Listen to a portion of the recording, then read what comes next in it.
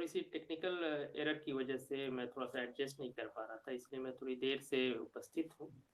जैसा कि मैंने कहा था कि 4 नामों वाले मुफ्ती जी ने जो पसमानदा कार्यकर्ताओं और पसमानदा आंदोलन पे जो आरोप लगाया है, मैं उसका स्पष्टीकरण के लिए, उसके जवाब देने के लिए 9 साढ़े 9 बजे उपस्थित रहूँगा। लेकिन थोड़े से टेक्निकल इश्यूज़ की वजह से मैं थोड़े देर से उपस्थित हूँ। मैं इसके लिए क्षमा प्रार्थी हूँ। अगर कोई लोग मुझे सुन रहे हैं तो वो मुझे कुछ ऐसा इशारा करें ताकि मुझे लगे कि मेरी आवाज़ उन तक पहुँच रही है।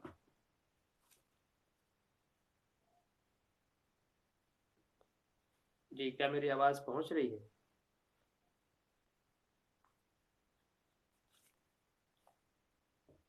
जी, हाँ, बहुत-बहुत धन्यवाद। ये कोई विदेश में मुफ्ती साहब हैं, पता चला है कि उनको पसमानदा आंदोलन से आजकल बहुत कष्ट हो रहा है। उन्होंने अपने एक वीडियो के माध्यम से एक बात उठाई थी, मैंने उसका प्रति उत्तर दिया था। फिर उन्होंने एक वीडियो के माध्यम से अपनी बात बताई है। आज मैं फिर उसके प्रति उत्तर के लिए उपस्थित हूँ।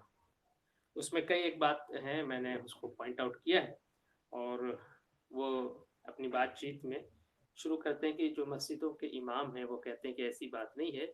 पसमानदा आंदोलन का ये जो आरोप है, जो भागीदारी का कि भागीदारी नहीं है, तो वो मस्जिद के इमाम की बात कहते हैं कि मस्जिदों में अक्सर व बेशतर यानी बहुसंख्यक मस्जिदों में उन्हीं जातियों से, उन्हीं समाज से इमाम होते हैं, यानी पसमानदा समाज से। तो यहाँ इसके बाद मैं कहना चाहूँगा कि वो मस्जिदें जो छोटी मस्जिदें हैं या सामाजिक एतबार से वो इतनी प्रभावी नहीं है, वहाँ तो आपको पसमानदा उलमा, पसमानदा इमाम आपको मिलेंगे। लेकिन जो मस्जिदें बहुत ही महत्वपूर्ण हैं, सामाजिक एतबार से, आर्थिक एतबार से, राजनीतिक एतबार से, उन मस्जिदों के इमाम आपको हमेशा से एक सैयद ही आपको मिलेंगे, अशराफ वर्ग से ही मिलेंगे और उन्हीं के फतवे चलते हैं। जामा मस्जिद का शाही इमाम है, जितने जितने शाही मस्जिदें हैं, उसके शाही इमाम देख लें आप, या ऐसे भी जो प्रभुत्व वाली मस्जिदें हैं, जहाँ पे आर्थिक, राजनीतिक, सामाजिक प्रभुत्व है, वहाँ पे आपको इमाम अशराफ वर्ग से ही मिलेगा। तो ये बिल्कुल निराधार और झूठी बात है। जहाँ 1000, 1500, 2000 इमामत के तनख्वाह है, वहाँ पे आपको पसमानदा इमाम मिलेंगे। दूसरी एक महत्वपूर्ण बात यहाँ मैं आप दर्शकों को बताता चलूँ। एक महत्वपूर्ण बात यह है कि आपने अक्सर देखा होगा, ये हमारे उत्तर प्रदेश के जो पसमानदा आंदोलन जो अखिल भारतीय पसमानदा महाज के जो प्रभारी हैं उत्तर प्रदेश के, नूरुल आइन ज़िया मोमिन साहब ये बात कहा करते हैं कि आप देखेंगे कि वो मस्जिदें जहाँ पूरे साल पसमानदा आलिम, पसमानदा इमाम नमाज़ पढ़ाता है, 5 वक़्त की नमाज़ पढ़ाता है, लेकिन वहाँ जुमा और ईद जो है पढ़ाने के लिए अशराफ वर्ग का मौलवी इमाम आता है।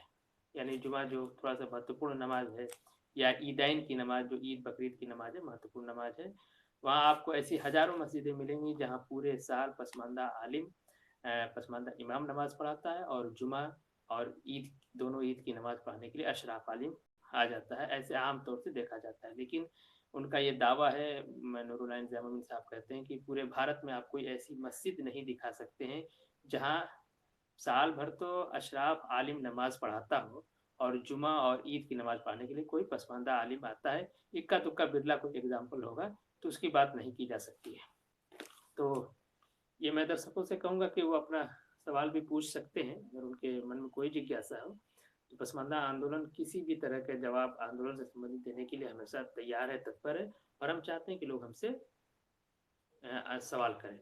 उसके बाद वो आगे फिर वही घिसी-पिटी बात वो अपना करते हैं, कहते हैं कि जो ये जातिवाद है मुसलमानों के अंदर जो आया है, वो हिंदुओं के साथ रहने की वजह से आया है, चूँकि हिंदुओं के ग्रंथों में जातिवाद है, वो हिंदू ग्रंथों और हिंदू समाज पे आरोप लगाते हुए कहते हैं। जबकि मैंने पहली बार इस सवाल का जवाब उनको दिया था कि ऐसा नहीं है, नस्लवाद और जातिवाद पहले से अरबी समाज में था और ईरानी समाज में, वहाँ से ये अपने इस्लामिक टाइप का जातिवाद, नस्लवाद ये लेकर आए हैं। मैं थोड़ा-सा और इसको खोल के ये बात कह देता हूँ कि देखिए, जो पहला खलीफा इस्लाम में, जो पहले खलीफा का जो चुनाव हुआ था, जो पहला खलीफा का निर्धारण हुआ था, वो नस्ल के आधार पे हुआ था, कबीले के आधार पे हुआ था, उसको आप जाति भी कह सकते हैं कि भाई खलीफा कुरैश जाति से ही हुआ, कुरैश ट्राइब से ही होगा।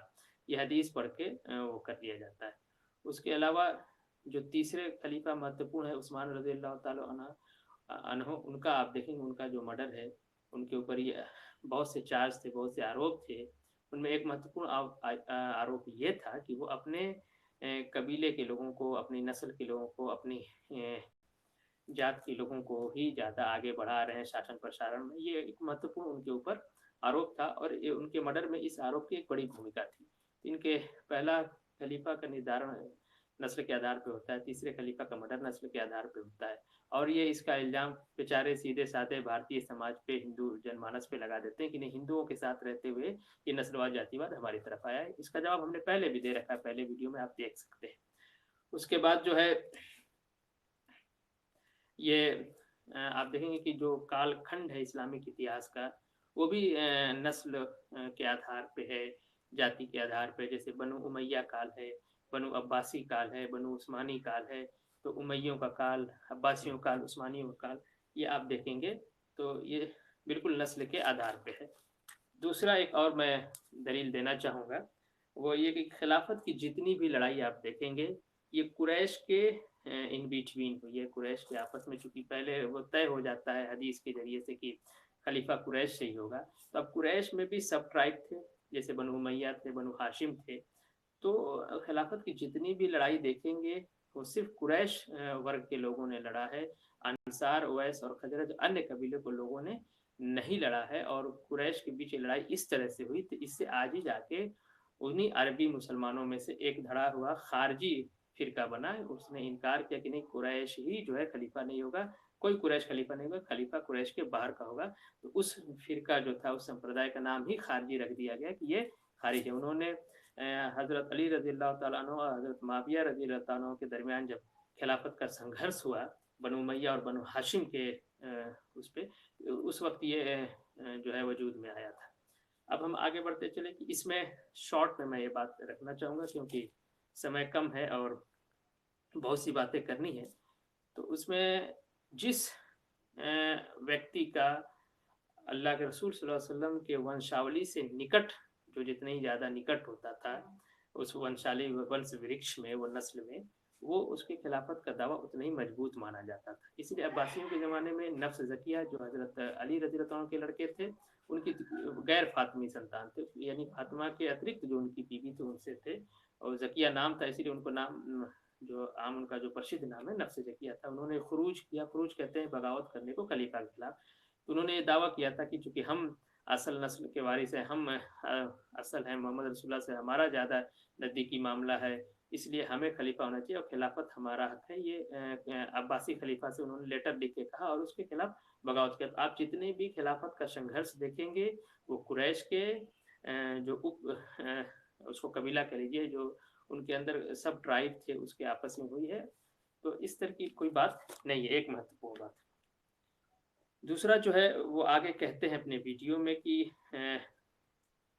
ये जो अशराफ और अरजाल पसमानदा आंदोलन कहता है, ये खुद को अरजाल कहते हैं, अशराफ कहते हैं और इस तरह से ये बात कह के बिरादरीवाद फैला है।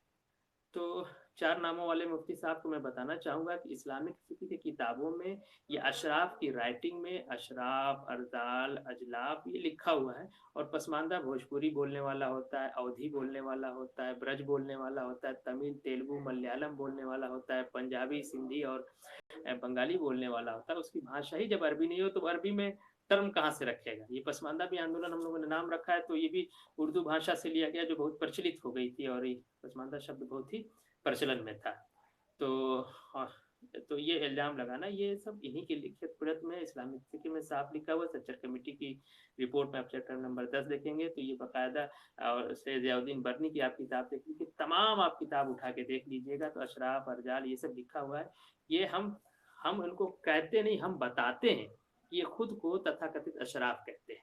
तो ये भी बात उनकी पूरी की झूठ का एक पुलिंदा था, मैंने उस पे भी बात किया। फिर वो आगे कहते हैं कि अशराफ उलमा के बारे में कहते हैं कि असल में पसमानदा आंदोलन से जुड़े लोग,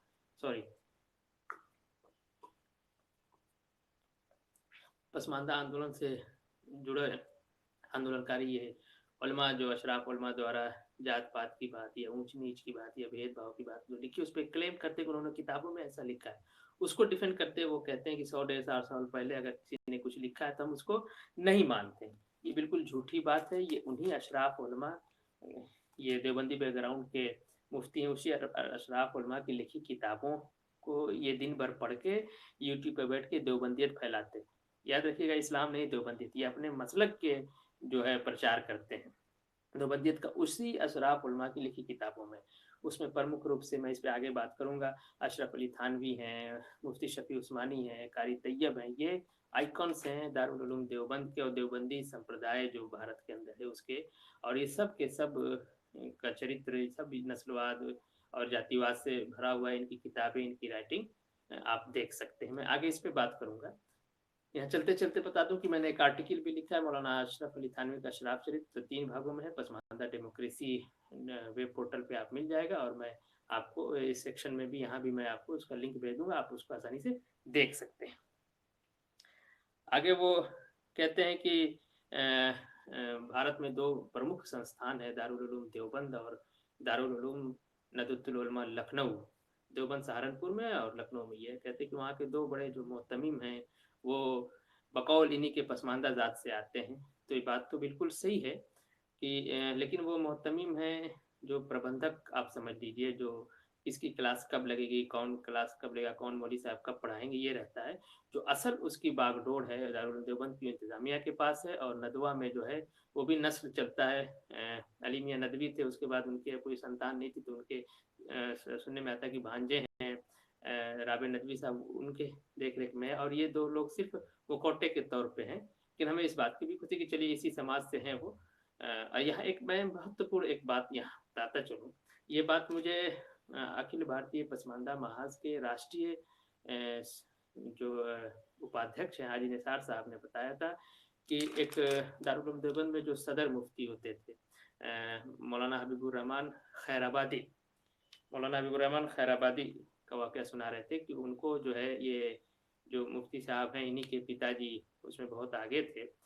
उन्होंने कहा कि जो है उनको पैसा लेते हुए फतवा देने का आरोप लगा के उनको सदर मुफ्ती के उससे हटाया जाने की पूरी एक प्लानिंग बनी हुई थी।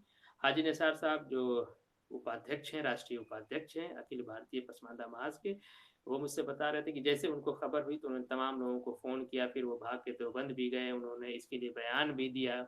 और फिर लोगों से पूछा तो पता चला कि अरे भाई, कोई इनके पिताजी का नाम नदीम शायद है, नदीम अल वाजिदी जी।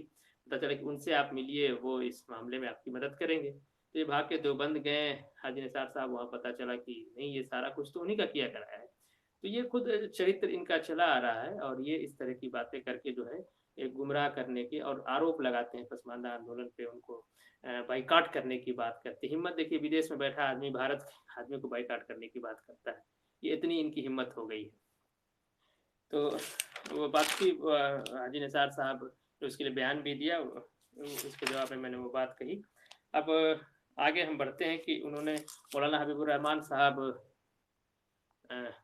आज़मी का जो है चर्चा किया है कि मौलाना हबीबुर रहमान साहब आज़मी को अमीरुल हिंद बनाया गया।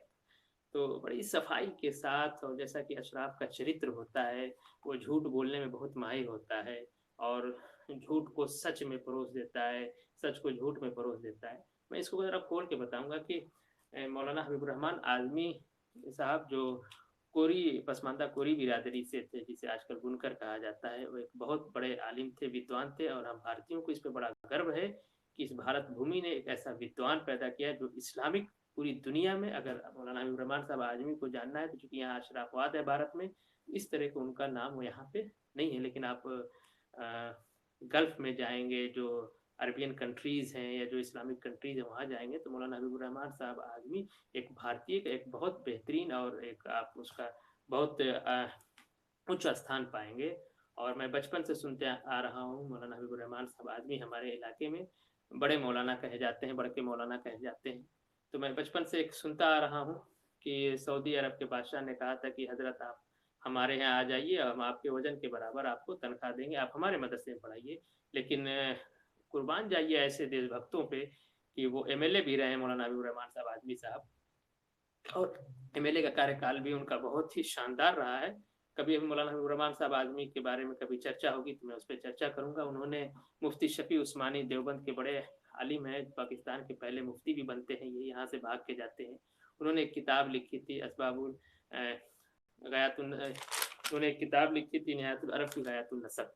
उस किताब के विरोध में जो उसमें किताब में बड़ी ख़राब बातें लिखी गई थी, मैं उस किताब का अलग से तज़किरा कर दूंगा। जो पसमानदा जातों के बारे में हदीस ले आई गई थी उल्टी सीधी, जो कभी अल्लाह के रसूल ने कहा भी नहीं था। ये अशराफ उलमा इतना वो होता है, चतुर होता है कि ये अपनी बात सच करने के लिए अल्लाह के रसूल के नाम पे बातें चला देता है, हदीस के नाम पे। तो मैं अक्सर एक बात कहा करता हूँ कि इस्लाम पे और अल्लाह के रसूल पे अगर सबसे ज़्यादा किसी ने जुल्म अत्याचार किया है तो वो ये अशराफ उलमा है। और वो जुल्म ये है कि अल्लाह के रसूल के नाम पे झूठी झूठी बातें इन लोगों ने समाज में फैलाई। इसको आप आसानी से उनकी लिखत पढ़त में देख सकते हैं। तो मौलाना हबीबुर रहमान साहब आदमी ने इंसाफ वक़फ़ात की शरई हैसियत जो लिखी थी, उस किताब पे हम फिर चर्चा करेंगे, उसका वो जिक्र करते हैं। उस किताब में मौलाना हबीबुर रहमान साहब आदमी ने एक बहुत महत्वपूर्ण बात लिखी, जो यहाँ इंडिया में जो अशराफ बसते हैं इन सब की वंशावली की उन्होंने स्टडी किया। उस बताया कि सारे के सारे जो है उसमें अक्सर बेशतर फर्जी हैं। तो उनका नस्ल जो है अपना लिख लिया है, लेकिन वो जो एक वंशावली की स्टडी होती है उसमें वो बात नहीं होती है। उन्होंने सारे अशराफ जो भारत में अपने को बसते हैं, क्लेम करते हैं कि मैं सैयद हूँ, शेख हूँ, कहाँ से, उस पर भी उन्होंने बात किया है। तो हम बात कर रहे थे, वो कहते हैं कि भाई उन्होंने एक पसमानदा ज़ात से आने वाले आलिम को जो है उन लोगों ने अमीरुल हिंद बनाया था। ये जमीयतुल उलमा एक पार्टी है, आप जानते हैं जमीयतुल उलमा पाकिस्तान में भी, यहाँ भी है। तो जो भारत में जमीयतुल उलमा है, 2 नवंबर 1986 को अमीरुल हिंद बनाया गया। अमीरुल हिंद का मतलब उस पार्टी का अध्यक्ष। तो जब वो अध्यक्ष बनाया गया, उसका ये जिक्र करते हैं कि पसमानदा के हम लोग अध्यक्ष बनाती, उसके पीछे की कहानी ये नहीं बताते हैं। पीछे की कहानी मैं आपको बताता हूँ। जैसे ही उनको अध्यक्ष बनाया गया, पूरे अशराफ उलमा के अंदर हाहाकार मच गया और बड़े बड़े अशराफ उलमा नाराज हो गए। और इस पूरी बात को प्रोफेसर हजरत मौलाना डॉक्टर प्रोफेसर मसूद आलम फलाही ने अपनी किताब में लिखा है। रेफरेंस के तौर पे उस किताब को आप देख सकते हैं। मैंने थोड़ी सी यहाँ पे इबारत नकल किया है। उसमें एक बहुत बड़े मौलाना थे, मौलाना सैयद अखलाक कासमी साहब। कासमी वो लोग लिखते हैं जो दारुल उलूम देवबंद से, देवबंदी मौलवी जो वहाँ से पढ़ लिखे तो अपने नाम के आगे कासमी लगाता है। तो वो माना जाता है कि कासिम नानतवी ने उस मदरसे के संस्थापक थे, उसी के नाम पे एक सम्मान देने के लिए अपने नाम के आगे कासमी लिखते हैं। तो मौलाना सैयद अखलाक हुसैन कासमी ने सैयद शहाबुद्दीन से मिलकर, सैयद शहाबुद्दीन को आप जानते हैं, बाबरी मस्जिद एक्शन कमेटी में बहुत आगे आगे थे, एमपी भी रह चुके हैं, मुस्लिम पर्सनल लॉ बोर्ड के वो मेंबर भी थे।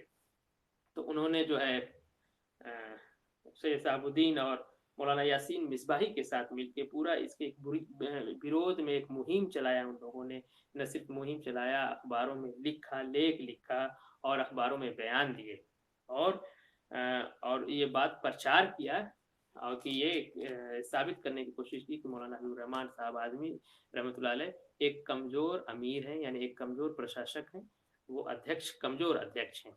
और यही नहीं, देखिए अशराफ इतना चतुर होता है, हर बात के पीछे से वो हदीस ले आता है। तो एक हदीस भी इन लोगों ने प्रचारित किया।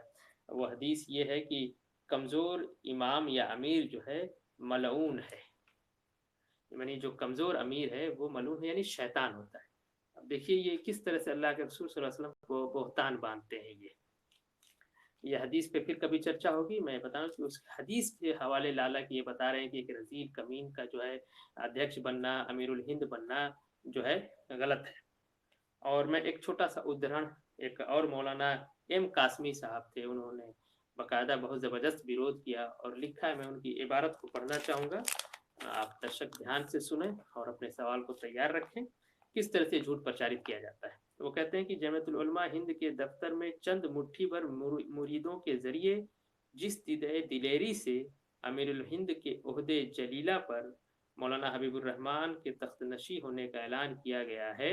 अब मैं यहाँ थोड़ा सा उर्दू आपको समझा दूँ कि जमीयतुल उलमा हिंद के दफ्तर में मौलाना हबीबुर रहमान साहब आज़मी के जो स्टूडेंट थे, जो उनके शागिर्द थे, जो मुरीद थे, उनके हवाले से कहा गया है कि दीदाए दिलेरी से बने बहुत साहस के साथ अमीरुल हिंद यानी अध्यक्ष के ओहदे जलीला, यानी ऐसा पद जो बहुत प्रतापी पद पे मौलाना हबीबुर रहमान के तख्त नशीनी होने का ऐलान किया गया है। वह तमाम फ़िक़ही तसरीहात कहते हैं, जो इस्लाम की फ़िक़्ह है उसकी जो तसरीहात है, एक्सप्लेनेशन, जो व्याख्याएँ हैं, उसकी तरफ इशारा करते हुए कहते हैं कि तमाम फ़िक़ही तशरीहात यानी वैधानिक व्याख्याएँ और 1400 साल के क्रियाकलाप को नज़रअंदाज कर दिया गया है। यानी एक पसमानदा बिरादरी से आने वाले को जब अमीरुल हिंद बनाया गया है, तो ये उसके जवाब में लिख रहे हैं कि सारे इस्लामिक फ़िक़्ह के तशरीहात और 1400 साल के क्रियाकलाप को नज़रअंदाज किया गया है, और वह तारीख़ हिंद का ऐसा दर्दनाक और बदतरीन हादसा है। एक तो किसी पसमानदा को किसी संगठन के अध्यक्ष बनने पे वो इतना काबिल रहे होंगे जब ही बने होंगे, तो ये हादसा कहते हैं। और भी कैसा हादसा कहते हैं? अलमनाक यानी दर्दनाक, और बदतरीन यानी बुरे से बुरा हादसा कहते हैं, जिससे ज़्यादा शरीयत इस्लामिया और मुसलमानाने हिंद को बेहैसियत करने वाला वाक़या अकबर के दरबारी उलमा के अलावा किसी के ज़रिए प्रकट न हुआ था।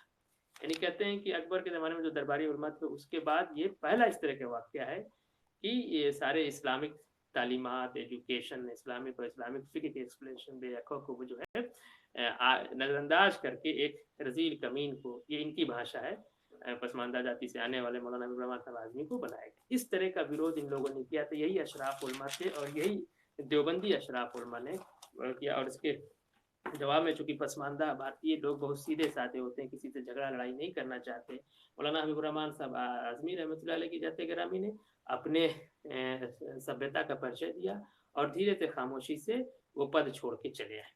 तो ये एक बड़ा झूठ बोला इन लोगों ने, बहुत शान से कह रहे थे। इसका जवाब, इसकी सच्चाई लाना मैंने अपनी जिम्मेदारी समझी। इस देश में बसने वाले कुल मुस्लिम आबादी के 90% पसमानदा, जो जिसकी संख्या 13 से 15 करोड़ है, उसकी तरफ से मैं बहुत जिम्मेदारी, ईमानदारी के साथ ही इस बात का रद्द करता हूँ कि ये झूठ बोला उन्होंने, और पीछे की कहानी मैंने आपको बताई। अब आगे बढ़ते हैं, मैं थोड़ी सी तेजी से बात को कहता चलूँ। मैं चाहता हूँ कि कम बात में दर्शकों को कम समय में वो बातें बताई जा सके। दूसरा, वो जमात इस्लामी के अमीर के बारे में कहते हैं कि जमात इस्लामी का जो अध्यक्ष है, उसमें 2-2 बार जो है पसमानदा जात से आने वाले, पसमानदा बिरादरी से आने वाले लोगों को अमीर बनाया गया। यहाँ मैं एक बात बताता चलूँ कि अक्सर जमात इस्लामी में एक बात पहले से और ये मौलाना जो देवबंदी हैं, जमात इस्लामी इनको एक फूटी आँख नहीं सुहाते। जमात इस्लामी का ये हमेशा आलोचना करते रहते हैं, दुनिया भर की बात करते रहते हैं, मुनाज़रे करते रहते हैं। जमात इस्लामी इनको पसंद नहीं, वो विचारधारा पसंद नहीं, लेकिन जब अशराफवाद की बात आती है तो उसको कैसे डिफेंड करते हैं। तो वहाँ ये कहते हैं कि जमात इस्लामी में अमीर बने, लेकिन जमात इस्लामी में आप देखें कि जनरली वहाँ एक आदमी जब अमीर बनता है, अध्यक्ष बनता है, तो उसके 2 टर्म होते हैं, 2 टर्म होते हैं उसके। लेकिन यहाँ एक पसमानदा जब अब्दुल हक साहब जब बनाए गए थे उसके अमीर, तो उनको एक ही टर्म दिया गया था। तो भेदभाव इस तरह से ये करते हैं, उसको ये छुपा ले जाते हैं। दूसरा, ये अपने उसको ये कहते हुए आगे अपनी बात वीडियो में कहते हैं कि जो है पसमानदा आंदोलन में कुछ लोग आरएसएस के घुस गए हैं। इतने अथॉरिटी के साथ ये बात कहते हैं वो, जैसे लगता है कि हजरत खुद ही पसमानदा आंदोलन चला रहे हैं और आरएसएस के लोगों को घुसने को बड़ा तकलीफ हो रही है, कैसे हमारे संगठन में आरएसएस के लोग घुस गए। तो इतनी अथॉरिटी से बात कहते हैं। ये एक बिहेवियर है अशराफ का, अशराफ चरित्र का ये एक भाग है कि वो कोई बात बहुत अथॉरिटी से कहता है, वो हर चीज़ को अपना समझता है कि सब चीज़ पे इसी का कब्जा है। तो वो कहता है कि पसमानदा आंदोलन में आरएसएस के कुछ लोग घुस गए हैं। संजय दीक्षित, सम्मानित संजय दीक्षित जी का वो जिक्र करते हैं। संजय दीक्षित इधर लगातार पसमानदा आंदोलन और पसमानदा विमर्श को अपने जयपुर डायलॉग के मंच पे जगह दे रहे हैं, बात कर रहे हैं। पसमानदा आंदोलन उनका आभार व्यक्त करता है। तो वो कह रहे हैं कि और संजय दीक्षित ऐसे ज्ञानी पुरुष की बात को बकवास कहता है। ये मुफ्ती साहब, किसी की विचारधारा से आप मतभेद कर सकते हैं, उसकी बात आप काउंटर कर सकते नहीं, भाई आपकी बात से नहीं, आपकी बात, लेकिन किसी की बात को बकवास कह देना ये बिल्कुल खुद में एक बकवास है। संजय दीक्षित या किसी भी की भी बात के आप बकवास कहना खुद में अपने आप में बकवास है। ये खुद बकवास कर रहे हैं। एक बात मैं यहाँ कहना चाहूँ कि अगर आपको बहुत तकलीफ है कि पसमानदा आंदोलन से जुड़े लोग ऐसे चैनलों पे क्यों जा रहे हैं, तो आपका एक यूट्यूब चैनल है, माशाल्लाह विदेश में बैठे हुए हैं, पसमानदा आंदोलन के जो आपके सहधर्मी हैं, उनके दुख दर्द की बात भी आप अपने चैनल पे बैठा करा दीजिए। एक तो आप दोगे नहीं, दूसरी अगर कोई आपकी बात पसमानदा आंदोलन की बात कर रहा है तो उसको भी आप हाथ ले रहे हैं। आरएसएस है, पहले देखिए अब आप ये चलने वाली नहीं है। कोई भी मुस्लिम समाज में फैली कुरीतियों पे काम करता है तो उसको यहूदी का एजेंट है, आरएसएस का एजेंट है, तो ये है, वो है, काफिर है, मुर्तद है, फतवे वगैरह देने लगते हैं। मुझे भी मुर्तद और काफिर कहा जा रहा है आजकल, मुझे उसकी परवाह, लेकिन अब ये चलना नहीं है। पब्लिक जान गई है, पसमानदा समाज जान गया है कि ये इस तरह की बातें में कोई दम नहीं। ये हमारे मुद्दों पे बात नहीं करते हैं। हम जो सवाल उठा रहे हैं, पसमानदा आंदोलन जो सवाल उठा रहा है, उस पे ये बात नहीं करते हैं। ये सीधा मुर्तद है तो काफिर है तो आरएसएस का एजेंट है, इस पे बात नहीं करने लगते। अब आइए थोड़ा सा आगे बढ़ते हैं और कमेंट भी देखने की कोशिश कर रहा हूं। अगर किसी के पास कोई सवाल है तो बेझिझक अपने सवाल रखें। पसमानदा मुहिम से संबंधित किसी भी सवाल का जवाब मैं देने की भरपूर पूरी चेष्टा करूंगा। आगे कहते हैं कि पसमानदा आंदोलन पर मुसलमानों को वैचारिक आधार पर और बांटने का आरोप लगा रहे हैं। देखिए, इस आरोप के जवाब में मैंने एक पूरा आर्टिकल लिखा है कि हर सवाल का सवाल ही जवाब हो। पसमानदा डेमोक्रेसी पोर्टल पे आप उस लेख को देख सकते हैं, या मैं कमेंट में भी वो लेख आपको दे दूंगा। मैं उस लेख में कुछ बातें जो एक 1927 में आसिम बिहारी जो प्रथम पसमानदा आंदोलन के जनक हैं और एक जमात उल मोमिनीन, जिसे बाद में मोमिन कॉन्फ्रेंस अंग्रेजी में कहा गया, वो अंतर्राष्ट्रीय स्तर का एक पसमानदा आंदोलन था जो जिसकी अगुवाई कर रहे थे। उन्होंने 1 फरवरी 1927 में इसका जवाब देते हुए अपने उनका एक प्रचलित अंदाज था, चिर परिचित अंदाज, जो व्यंग्यात्मक अंदाज में इसका काउंटर कहते हुए कैसे कहते हैं, मैं उसी इबारत को यहाँ पढ़ देना चाहता हूँ।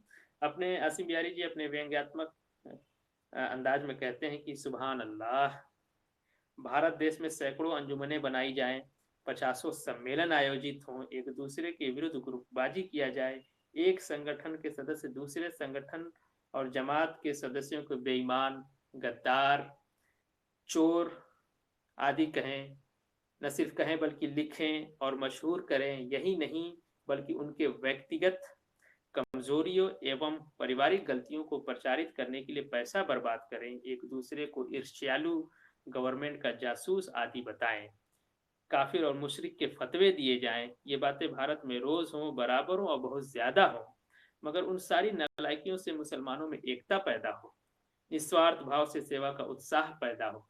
और अगर कोई, ये तंज करते हुए कहते हैं, व्यंग करते हुए, और अगर कोई गरीब और मजबूर समाज अपने उलमा और लीडरों से निराश होकर अपने सामाजिक सुधार व शिक्षा की व्यवस्था करे तो उससे मुसलमानों में बिखराव पैदा होने का डर प्रकट किया जाए। माशाअल्लाह।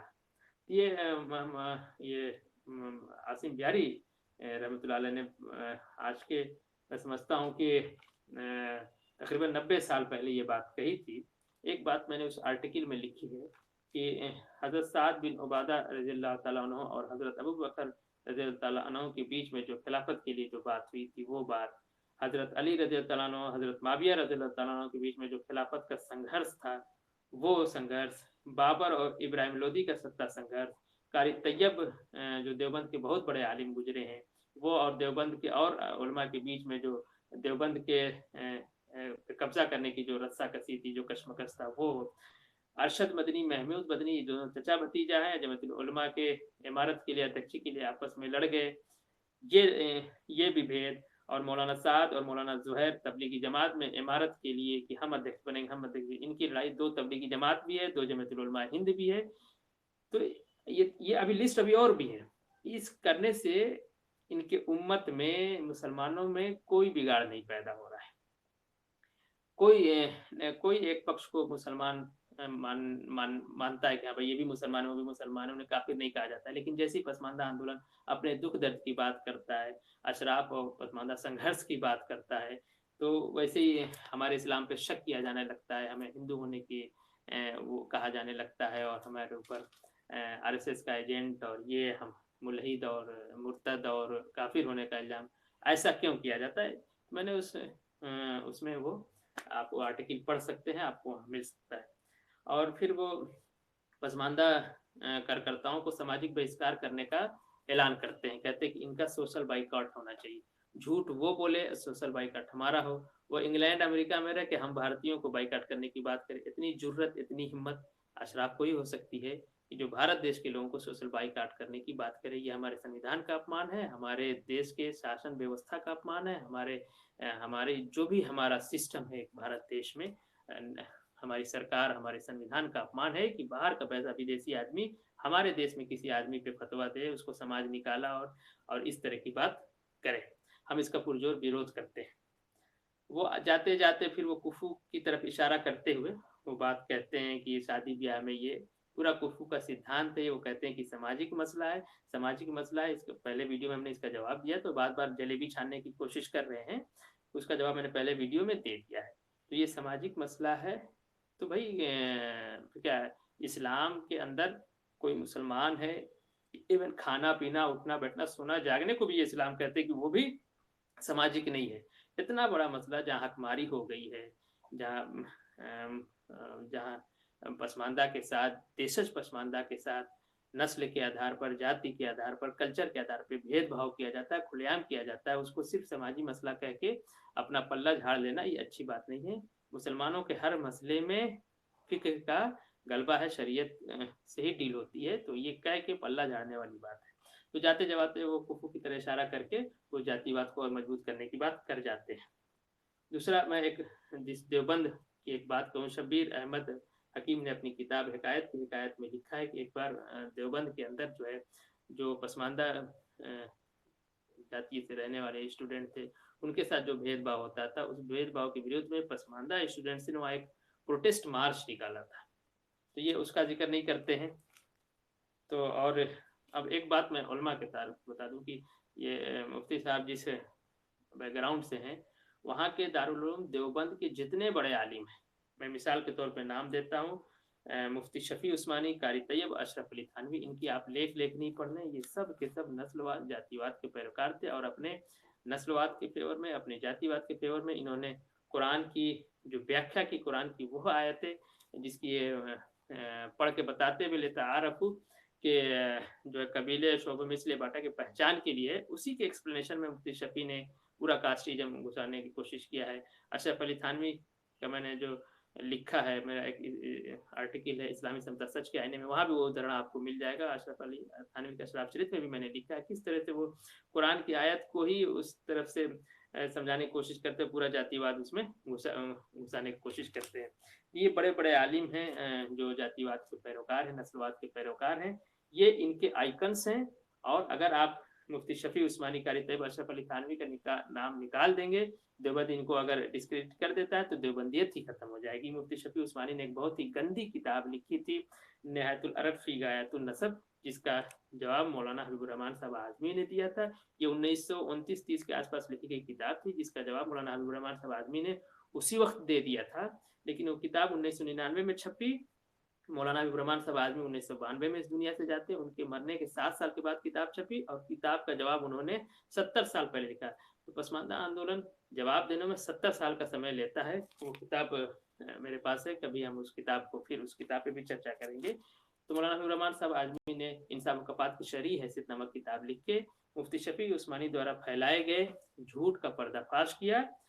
लेकिन एक बड़ी हैरत की बात है कि कारी तैयब और मौलाना अशरफ अली थानवी जैसे लोगों ने मुफ्ती शफ़ी उस्मानी ने जो रिसाला लिखा था, जो किताब लिखा था, उसके सपोर्ट में किताब लिखी। नसब और इस्लाम के अंदर अंसाब व कबाइल का तफाजुल नाम से पूरा एक आर्टिकल कारी तैयब साहब ने लिखा उसके फेवर में, जो बिल्कुल गैर इस्लामिक था। उसमें गंदी-गंदी अल्लाह के रसूल के नाम से गंदी-गंदी बातें की गई। मैं फिर लाइन दोहराना चाहूँगा कि अशराफ ने इस्लाम पे और अल्लाह के रसूल पे सबसे ज़्यादा जुल्म अगर किसी ने किया है, तो वो अशराफ उलमा ने किया है, क्योंकि उन्होंने अल्लाह के रसूल सल्लल्लाहु अलैहि वसल्लम के नाम पे झूठी-झूठी हदीसें समाज में ले आई है। और मौलाना अशरफ अली थानवी ने वस्लुल सबब फी फ़स्ल नसब करके उसका एक लिखा है, वो आप देख सकते हैं। हम इस पे कभी चर्चा करेंगे। तो इस तरह से मैं समझता हूँ कि अब मैं उनकी सारी बातों का जवाब दे चुका हूँ। तो जवाब देना बहुत ज़रूरी था। वो पसमानदा आंदोलन के को बहिष्कार करने की बात करते हैं, तो मैं उन पसमानदा इस देश में जो पसमानदा समाज है, मैं उसको मेरा वो पहले मैं चाहता हूँ कि उसके अंदर जागरूकता है, वो अपने हक अधिकार के लिए सचेत हो। अगर कोई भाई मुझसे कोई सवाल पूछना चाहते हैं, तो वो सवाल पूछ सकते हैं। मुफ्ती साहब का मैंने जवाब दे दिया है और उम्मीद करता हूँ कि वो इसको फिर इस पे बात न करेंगे और इतनी जुर्रत और इतनी दुस्साहस न करेंगे, पसमानदा आंदोलन और पसमानदा कार्यकर्ताओं को वो बाइकाट करने की बात करें। अगर किसी साथी के पास कोई सवाल है, तो एक सवाल मुझे यहाँ दिख रहा है, पसमानदा आंदोलन ये must reach out to Pasmanda community to entire South Asia including Bangladesh etc.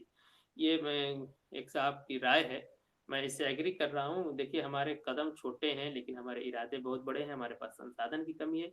मैं भारतीय जनमानस से ये अपील करता हूँ, पूरे पसमानदा समाज और भारतीय जनमानस से, कि वो इस पसमानदा विमर्श को लेके आगे बढ़े और जितना वो कर सकता है, इस विमर्श को जितनी दूर तक फैला सकता है, एक दिए से दिया जलता है वहां तक वो लेकर जाए। और ताकि बात न सिर्फ साउथ एशिया में, देखिए हम जो पसमानदा व्याख्या कर रहे हैं इस्लाम की, हम ये चाहते हैं ये जो पसमानदा व्याख्या हो, कल को ये विश्व गुरु हमको भारत कहा जाता है। हम इस्लाम के मामले में भी, इस्लाम के अंदर की सोशल जस्टिस के मामले में भी भारत विश्व गुरु बनेगा। और जो देशज पसमानदा व्याख्या होगी इस्लाम की, यही पूरी दुनिया को रोशनी दिखाएगी। पूरी दुनिया में हमारा इस्लाम चलेगा, अरबी इस्लाम और ईरानी इस्लाम, अशराफवाद वाला इस्लाम हम नहीं चलने देंगे। जी। अब एक हमारी बहन है, वो कह रही हैं कि आप लोग पॉलिटिकल पार्टी क्यों नहीं बना रहे। देखिए पसमानदा आंदोलन अभी सामाजिक तौर से समाज को जागृत करने का कार्य कर रहा है, और हम अभी जन जागरूकता कार्यक्रम चला रहे हैं। अभी हमारी इतनी ताकत भी नहीं है कि हम कोई पॉलिटिकल पार्टी बना के हम उसको फाइट कर सके। दूसरा, पसमानदा आंदोलन के महासचिव वकार साहब सीधी बात कहते हैं कि अल्पसंख्यक की पार्टी नहीं होनी चाहिए, हम अल्पसंख्यक के नाम से कोई पार्टी नहीं बनाएंगे। आप पूरा उदाहरण के तौर पे देते हैं कि यूरोप अमेरिका में आप चले जाइए, कहीं किसी भी देश के अंदर अल्पसंख्यकों की अलग से कोई पार्टी नहीं है।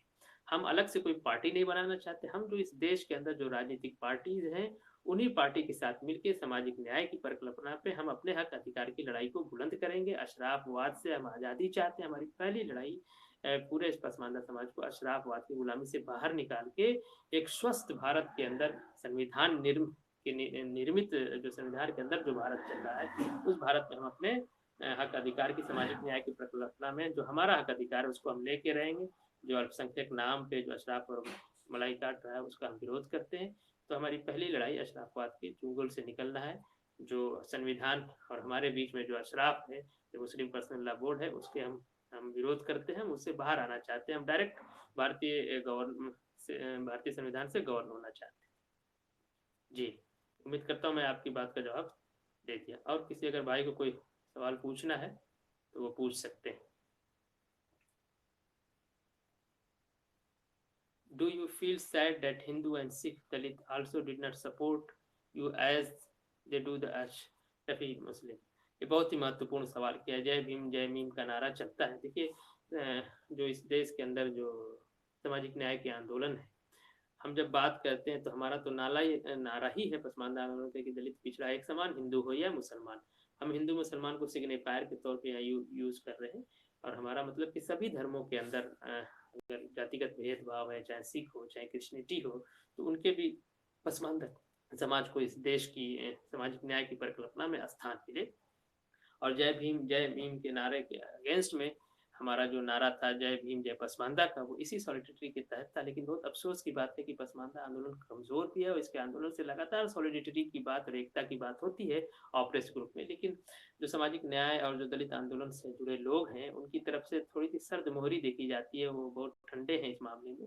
हालांकि बामसेफ का जो दूसरा धड़ा है MNT न्यूज चैनल, वो लगातार पसमानदा आंदोलन के कार्यकर्ताओं को मौका दे रहा है, पसमानदा पे बात कर रहा है। कुछ लोग टेबल टॉक भी करते हैं, लेकिन बड़े मंचों से बामसेफ को छोड़ दिया जाए। बामन इस्लाम वाले बामसेफ को नहीं कह रहा हूँ मैं। बामन इस्लाम का बामसेफ तो वो सैयद लोगों को ही बैठाता है और उन्हीं की बात करता है। वो मुस्लिम विक्टिम कार्ड खेलते रहते हैं, तो वो अशराफ के साथी।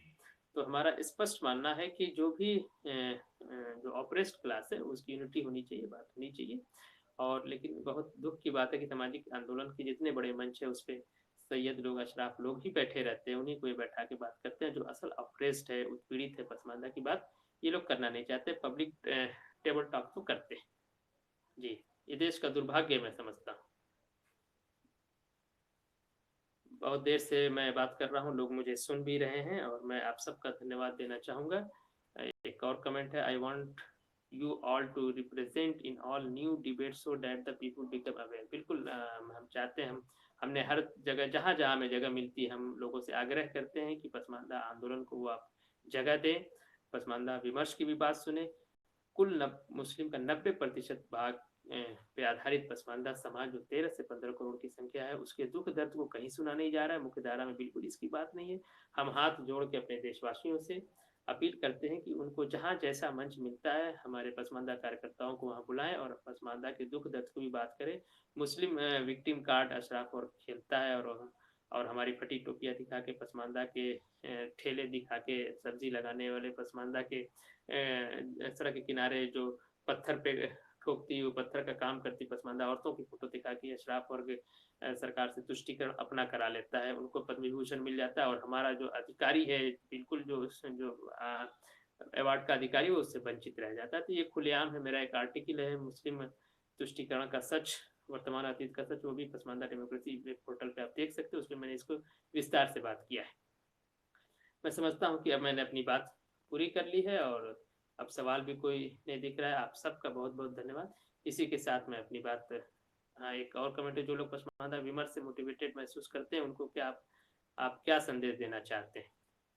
संदेश की बात क्या है, मैं इतना बड़ा नहीं हूँ कि मैं किसी को संदेश दे सकूँ, बस मेरा एक यही कहना है, सबसे हाथ जोड़ के मेरी विनती है कि इस पे आप कंसीडर कीजिए और इस पे भी बातचीत करना शुरू कीजिए कि भाई ये कौन से लोग हैं, ये 13 से 15 करोड़ की आबादी जो है, मैं उसकी बात क्यों नहीं हो रही? लोग इस बात की चर्चा करें, चायखाने से लेके पार्लियामेंट तक इस बात की चर्चा हो, यही मेरा संदेश है कि आप इस चर्चा को लेके चलें।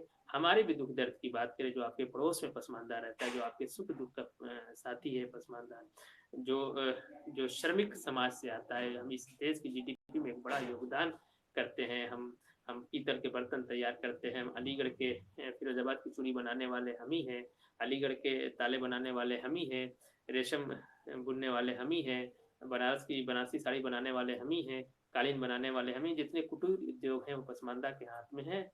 तो हम अपने देश के निर्माण में एक अच्छा खासा हम अपना कंट्रीब्यूशन देते हैं, लेकिन हमें उस तरह से भागीदारी नहीं मिल पा रही। इसकी वजह भारतीय कानून और भारतीय संविधान नहीं, बल्कि अशराफवाद है, जो भारतीय संविधान अब हमारे बीच में पड़ा हुआ है, जो हमें गुलाम बना के रखा हुआ है। जी, आप सबका मैं आभार व्यक्त करता हूँ, इतने देर से आप सब हमारी बात सुन रहे थे। आज थोड़ी-सी वार्ता लंबी हो गई। मैं पहली बार ट्विटर पे लाइव था, इससे पहले मैं फेसबुक पे लाइव करता था। मैं आप सबका बहुत-बहुत धन्यवाद व्यक्त करता हूँ। जय हिंद, जय पसमानदा।